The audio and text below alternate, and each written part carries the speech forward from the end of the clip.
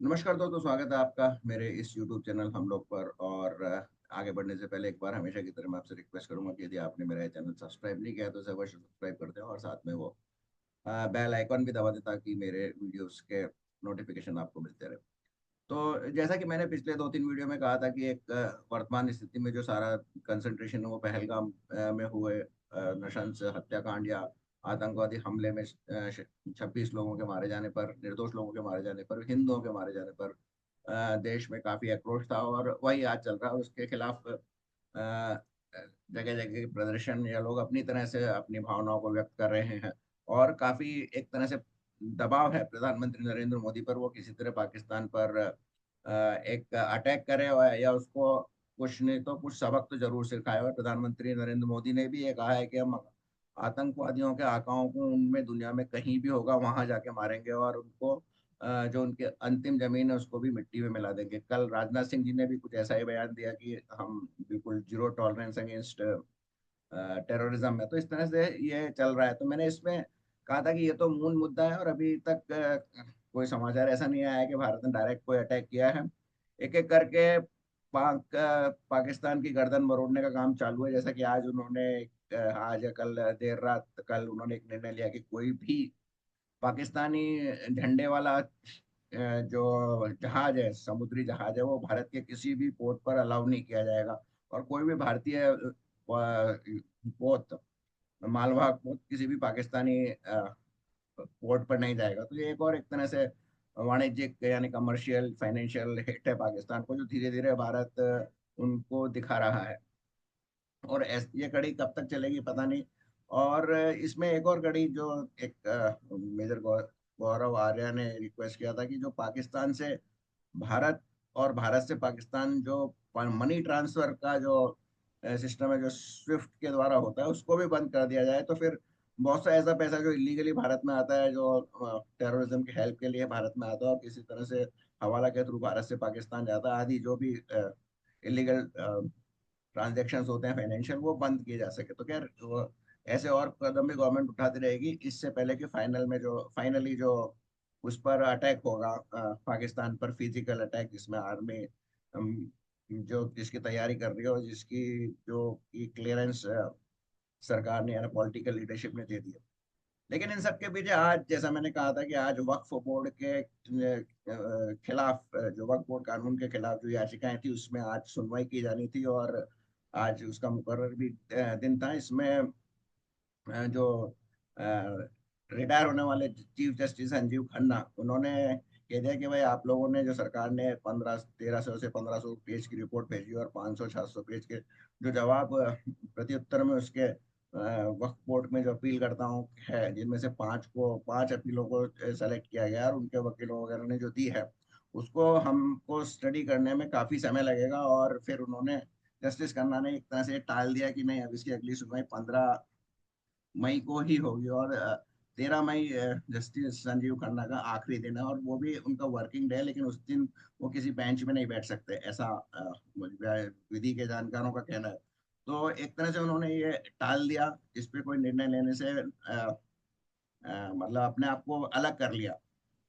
तो ये एक बहुत ही महत्वपूर्ण आज निर्णय हुआ। लेकिन यानी कि मतलब जो उन्होंने कोई इंटरिम ऑर्डर या स्टे ऑर्डर या इस तरह की जो कि सारी विपक्षी पार्टियों और वक्फ बोर्ड के जो भी वकील थे, जिनमें सलमान खुर्शीद हैं, शायद कपिल सिब्बल भी होंगे, इन सबको आशा थी कि आज कुछ ना कुछ वो ऐंठ कर संजीव खन्ना से जाते जाते कुछ स्टे इस पे ले आएंगे। तो उसमें वो असफल रहे। तो इस पे सलमान खुर्शीद ने एक प्रेस रिपोर्टर्स को बोलते हुए कहा कि कुछ नहीं है इसमें, पाया गया जिस तरह से स्टे जो लगा हुआ है वो तो लगा ही है। जब वक्फ बोर्ड को पुनर्निर्मित ही नहीं किया जा सकता है तो ये अमेंडमेंट कुछ मतलब का नहीं है। यानी कि वो फिर से एक बार अपने जो जो पक्षकार हैं उनको गुमराह करने की कोशिश कर रहे हैं।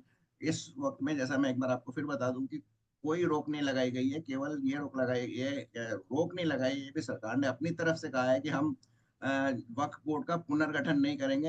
यानी कि जो दो नॉन मुस्लिम सदस्य उनमें बनाए जाने थे, उनका अभी उस पर सरकार अपने अपना आप रोक लगाई है। और दूसरी बात है कि जो डिलिमिटेड लिमिटेशन की जो बात थी, जो वक्फ संपत्तियां हैं जिनका रजिस्ट्रेशन हो चुका है, लिमिट जो सरकारी रिकॉर्ड में आ चुकी हैं, उन पर कोई कार्रवाई नहीं होगी जब तक कि अंतिम फैसला नहीं आए। जो जिनका रजिस्ट्रेशन नहीं हुआ है उन पर, और जो सरकारी संपत्तियां हैं जिनका रजिस्ट्रेशन भी हो गया उन पर जो सरकार की कार्रवाई वो चलती रहेगी। और आपने देखा होगा कि अलीगढ़ यूनिवर्सिटी में सम 50-60 एकड़ या कुछ इस तरह की जगह जमीन उन्होंने वापस कर ली।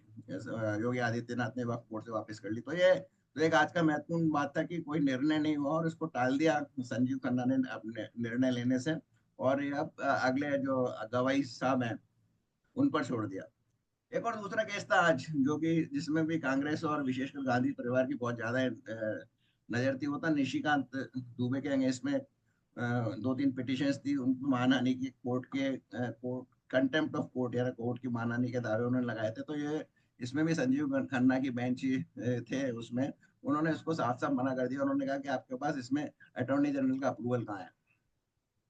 तो जैसा कि होता है कि अगर किसी संसद सदस्य के खिलाफ यदि आपको मानहानि का क्रिमिनल केस कोई करना है, ये क्रिमिनल मानहानि का केस था, तो उसमें आपको अटॉर्नी जनरल की जरूरत के अप्रूवल की जरूरत पड़ेगी और राज्यों में एडवोकेट जनरल की जरूरत पड़ेगी। तो उन्होंने नहीं कहा था। उन्होंने कहा तो इसलिए उन्होंने उनसे सुनना ही कैसे इनकार कर दिया। इस पर जब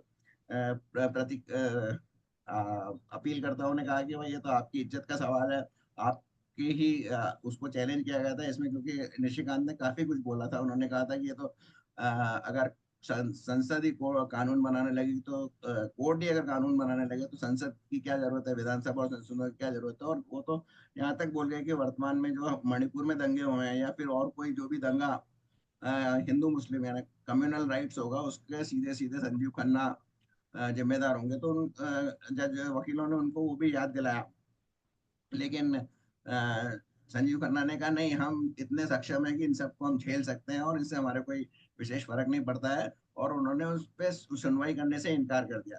निशिकांत दुबे जब कभी भी बोलते हैं, चाहे संसद में बोले, अभी वैसे जनरली वो संसद में ही भेजते हैं, अभी ऑफ लेट वो अ, बाहर बोलने लगे हैं। संसद में वो हमेशा अ, राहुल गांधी, प्रियंका गांधी और सोनिया गांधी ही मुख्यतः उनके निशाने पे रहती है, या फिर गांधी परिवार, उनके इंदिरा गांधी वगैरह निशाने पे रहती है। और वो अच्छे खासी उनकी खिंचाई करते हैं।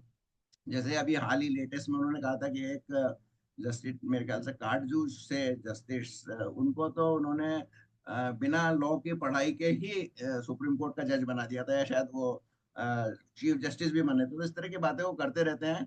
और निशिकांत दुबे ने महुआ मोइत्रा का केस निकाला था। तो वो काफी आक्रामक सांसद है और इनसे हालांकि वो उसके बाद भी चुप नहीं रहे।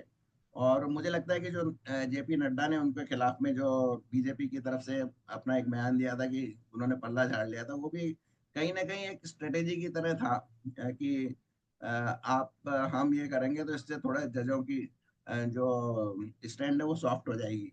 तो शायद उसका असर है कि आज इस निशिकांत दुबे के इस केस को डिसमिस कर दिया गया, मतलब सुनने से मना ही मना कर दिया गया। तो इस तरह से आप देखेंगे जैसा कि पहलगाम अटैक में सुप्रीम कोर्ट से 2-3 अपीलें आई थी, 2-3 पिटिशंस आई थी, जिसमें सुप्रीम कोर्ट से एक जज द्वारा इन्वेस्टिगेशन, और फिर ये, और उसके अलावा मुर्शिदाबाद में जिस तरह से गवई साहब ने स्टेटमेंट दिया, तो लगता है कि जो देश में आक्रोश है, एक तो वक्फ बोर्ड के बिल में जिस तरह से वो दखलंदाजी कर रहे हो, और फिर जब पहलगाम में जो ये अटैक हुआ जिस तरह से जनता का, तो कहीं ना कहीं इसका असर जजेस पे भी पड़ा है। और वो भी शायद अब शायद डिफरेंटली सोचने लगे हैं। तो एक तो इसका ये सीधा सीधा इसका ये निष्कर्ष निकाला जा सकता है कि कोर्ट भी कहीं ना कहीं तो जनता के उसमें जनता के आक्रोश, जनता के गुस्से के दबाव में है, और उनको भी उन्होंने उसका भी संज्ञान लिया है। और अब निशिकांत दुबे और वक्फ बोर्ड के जो केसेस हैं ये थोड़े हल्के पड़ जाएंगे, खिलाफ केसेस हल्के पड़ जाएंगे, क्योंकि जो संजीव खन्ना थे वही एक तरह से जो हिंदू के फेवर के जो भी, या जहाँ कहीं मुस्लिम्स को कुछ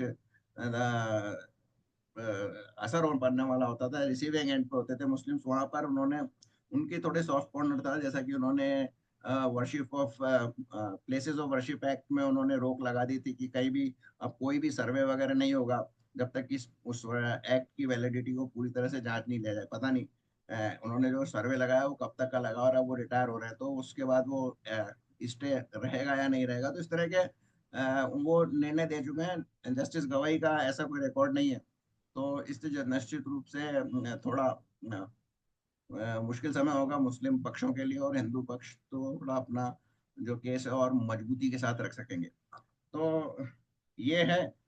और अब नजरें रहेंगी 8 तारीख पर, जब रावसाहेबनी कोर्ट में देश के प्रथम परिवार जो अपने आप को मानते हैं, राहुल गांधी और सोनिया गांधी के खिलाफ जो नेशनल हेराल्ड केस है, वो भी एक इंटरेस्टिंग होगा। तो इस तरह से कहीं ना कहीं देश का ध्यान पहलगाम और पाकिस्तान पे अटैक से थोड़ा दूर हटता जा रहा है, क्योंकि एक तो देरी भी हो रही है, सरकार की तरफ से देरी हो रही है ऐसा तो नहीं कह सकते, क्योंकि टाइम लगता है। इसमें एक और इंटरेस्टिंग बात है कि संजय राउत, जो कि बड़बोले और जिन्होंने उद्धव ठाकरे के पॉलिटिकल मर्डर का शायद सुपारी ली थी, उन्होंने कल एक स्टेटमेंट दिया कि इंदिरा गांधी ने मानेकशॉ से बात की थी और मानेकशॉ ने 7 दिन के अंदर अंदर तैयारी करके और अटैक कर दिया था। जबकि इतना बड़ा अटैक अभी नहीं करना है, उनको मालूम नहीं है कि मानेकशॉ ने 11 महीने का समय लिया था, और उसके बाद उन्होंने डेडलाइन फिक्स की थी कि इतने दिन में हम निपटा देंगे, और उसमें उन्होंने वो पूरा भी कर दिया था। तो इस तरह से जो संजय राउत टाइप के पॉलिटिशियंस हैं, एक और जैसे मैंने आपको पिछले वीडियो में आनंद राय का वीडियो दिखाया कि राफेल का यूज करेंगे, तो इस तरह से मूर्खतापूर्ण या फिर कॉमिक जो जनता का मनोरंजन करने के लिए बयान आते रहेंगे, लेकिन जो तय है मोदी जी द्वारा, वो सेना करेगी। और क्या तय है ये केवल मोदी जी जानते हैं, या फिर सेना के प्रमुख जानते हैं। तो आज बस इतना ही। यदि आपको मेरी बातचीत अच्छी लगी हो तो इसको लाइक कीजिए, शेयर कीजिए, और आई एम श्योर कि आपने मेरा ये चैनल सब्सक्राइब तो जरूर कर दिया होगा। बहुत बहुत धन्यवाद।